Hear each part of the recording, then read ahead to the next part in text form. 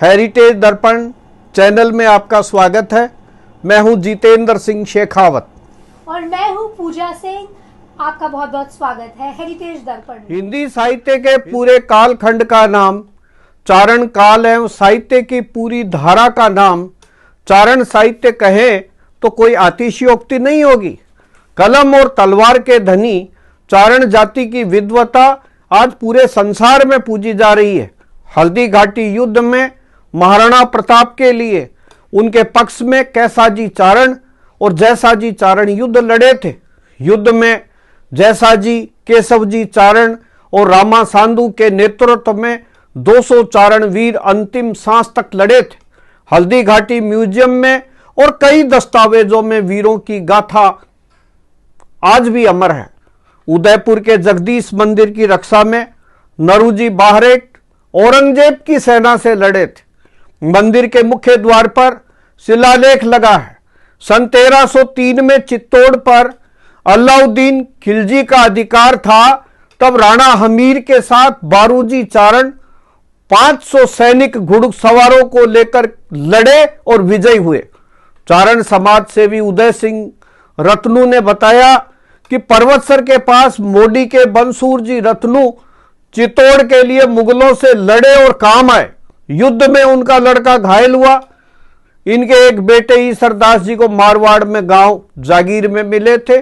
आमेर नरेश मान सिंह ने खेड़ी चारनान और फागी के पास जोड़िंदा गांव भी इन्हें दिया। आज लोकतंत्र में मीडिया शासन और राजा के खिलाफ सही बात कहने से मीडिया कितना घबराता है, लेकिन एक वो राजाओं का एक ऐसा जमाना रहा जिसमें चारण कवियों ने अनीति करने वाले राजा की बिल्कुल परवाह नहीं की और बिना डरे अपनी सच्ची बात कही।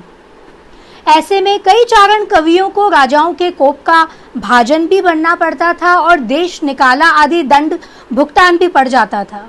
कवियों के घर बार छूट गए, कठोर दंड उनको सहना पड़ा। लेकिन चारण कवियों के लिए तो राजा नहीं, मातृभूमि ही सर्वोपरि रही है।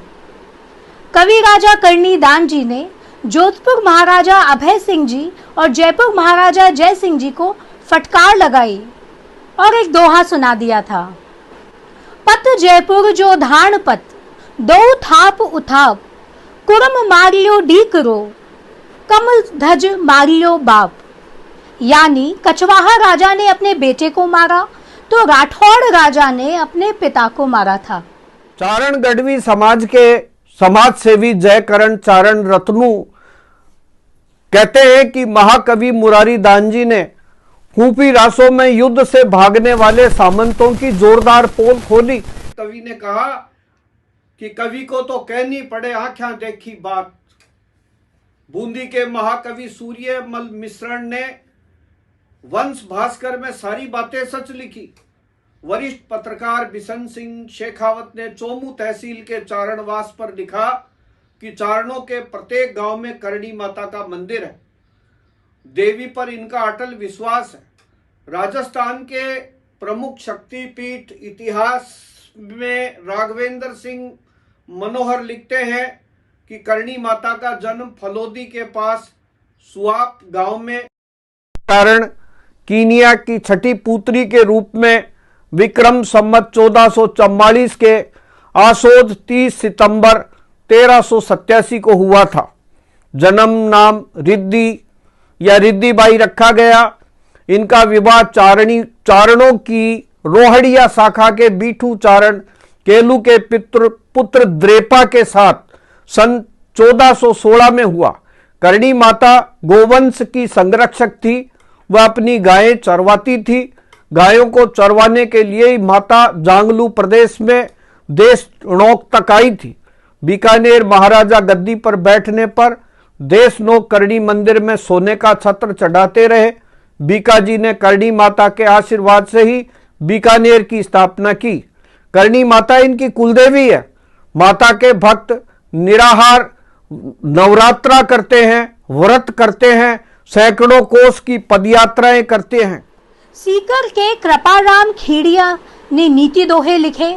चमन जी चारण ने खाटू श्याम जी के युद्ध का वर्णन बहुत खूबसूरती के साथ में किया था। डिंगल में वीर कवियों में किशन जी, गोपाल दास जी, सुखदास जी खीड़िया का नाम बहुत प्रसिद्ध है। हुदील चारणवास के हमीरदान एवं पाबूदान डिंगल पिंगल के कवि थे। आशानंद भारत मारवाड़ के भादरेस में जन्मे थे। ये राजा मालदेव के कवि और योद्धा भी थे। अल्लू जी कविया ने राम मालदेव की विजय पर लिखा। दूधा आसिया सिवाना ने राठौड़ कल्ला की वीरता पर दोहे भी लिखे। केशवदास गार्डन और जोधपुर नरेश गज सिंह जी ने लाख पसाव दिया था। जयपुर के पास सेवापुरा के बारे में बिशन सिंह जी शेखावत लिखते हैं कि सेवापुरा में चारण कवियों की वाणी, देवी देवताओं की प्रशस्तियां सुनने को मिलती है। यहाँ के भैरव मंदिर के बारे में गांव वालों ने बताया कि भैरू बाबा से बारेठों का मामा भांजा का संबंध है। बारेठ देवी के उपासक है तथा भैरू देवी का अगुवा है। आलूनाथ जी की यह बहुत बड़ी मान्यता है। सोमवार को दही की जावनी आलूनाथ जी के चढ़ती है। सेवापुरा को जयपुर के महाराजा माधो सिंह प्रथम ने सागर जी कविया को दिया था। राजस्थान के श्रेष्ठतम डिंगल कवियों में एक हिंगलाज दान जी इसी गांव के हुए हैं। हिंगलाज दान की मेमई महिमा बहुत प्रसिद्ध है। आईएएस रहे ठाकुर ओकार सिंह बाबरा ने हिंगलाज दान जी कवि पर एक पुस्तक भी लिखी है। इस गांव के मोहन सिंह ने फिल्मों में नाम कमाया। सीकर के कृपाराम जी बारेठ के नीति दोहे बहुत प्रसिद्ध है। नागौर जिले में चारणवास को देवल गोत्र के चारणों ने बसाया था। तो दर्शकों, फिर मिलेंगे एक नई रोचक जानकारी के साथ।